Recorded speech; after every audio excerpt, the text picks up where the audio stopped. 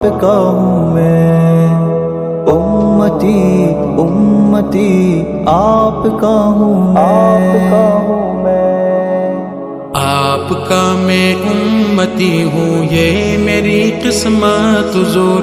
میرے جیون کا ہے مقصد آپ سے الفت حضور۔ آپ کا میں امتی ہوں، یہ میری قسمت حضور۔ میرے جیون کا ہے مقصد آپ سے الفت حضور۔ میرا دل دھڑکن جگر سانسوں کی منزل آپ ہے، درد کی موجوں میں ایک راحت کا ساحل آپ ہے۔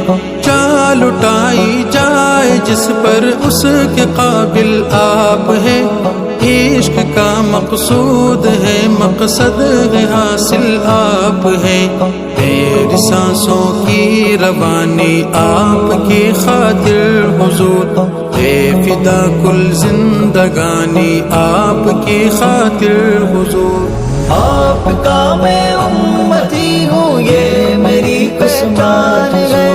آپ کا میں امتی ہوں، یہ میری پہچان ہے۔ آپ کا ہر قول آقا معتبر میرے لیے، آپ کے قدموں کا ذرہ ہے قمر میرے لیے۔ آپ کا دیدار معراج نظر میرے لیے، آپ کے نالین اقدس تاج سر میرے لیے۔ آپ سے منسوب ہر شے سے عقیدت ہے حضور، سب سے بڑھ کر آپ سے مجھ کو محبت ہے حضور۔ آپ کا میں امتی ہوں، یہ میری قسمت حضور۔ میرے جیون کا ہے مقصد آپ سے الفت حضور۔ ہے تمنا خواب میں الفت دکھاؤں آپ کو، کہے کہ یا روحی وہ نفسی میں بلاؤں آپ کو۔ آپ کے حسان ساگر چے سناخا میں نہیں، اے تمنا آپ کی نعتیں سناؤں آپ کو۔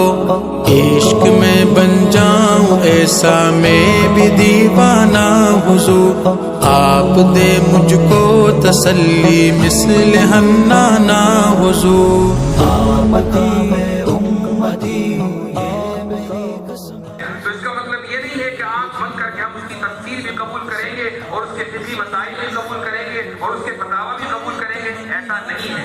اس کا احسان اپنی جگہ، لیکن جب بات قرآن کی آئے اور جب بات قرآن کی تعبیرات کی آئے، جب بات مسلمات کی آئے، اصولوں کی آئے، عقائد کی آئے، تو پھر بات رسول اکرم صلی اللہ علیہ وسلم سے چلے گی، صحابہ تک آئے گی، تابعین سے آئے گی، تبع تابعین سے آئے گی، محدثین اور ائمہ کی بات چلے گی۔ پھر تجدد پسندوں کی بات نہیں چلے گی، اور ایسے حضرات کی ان تجدد پسندانہ عزائم کا اظہار بھی کیا جائے گا۔ پھر کسی کو برا لگے یا اچھا، یہ کہا جائے گا کہ ان کا احسان سراخوں پر انہوں نے ملت آپ کے جیسا حضور۔ آپ کا میں امتی ہوں، یہ میری قسمت حضور۔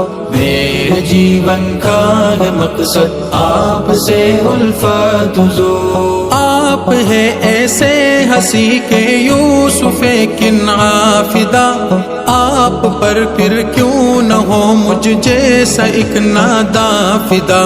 آپ پر کل مال و زر باپور میری ماں فدا، آپ پر جس نے جا دی اس پہ میری جا فدا۔ قلب جعفر کے محل میں آپ بستے ہیں حضور، بن کے بارش عشق کی ہر دم برستے ہیں حضور۔